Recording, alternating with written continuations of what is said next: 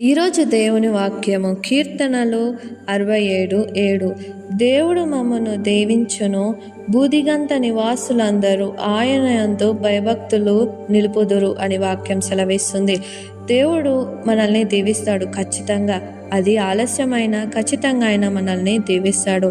అయితే రాబోయే కాలంలో అంటే దేవుడు వచ్చే సమయంలో ఖచ్చితంగా భూమి మీద ఉన్న ప్రతి ఒక్క జనులు మోకాలొంగుతారు. ఆయనని ప్రతి ఒక్క నాలుక ఆయన నిజమైన దేవుడని పలుకుతుంది. మరి మన దేవుడు సజీవుడు, నిజమైన వాడు కాబట్టి ఈ విధంగా జరుగుతుంది.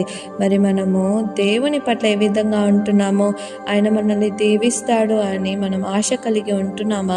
ఈ రోజులలో ఆశ లేకుండా మనంతలా మనమే ప్రయాసపడుతున్నామా? ప్రతిరోజు మన భారాన్ని ఆయన పైన మోపుతున్నామా లేదా అనేది చూసుకుందాం. ఏ రోజైతే నువ్వు దేవుని పట్ల భయభక్తులు కలిగి ఉంటావో ఆయన నిన్ను దీవిస్తాడు. దేవుడి వాక్యాన్ని దీవించును గాక.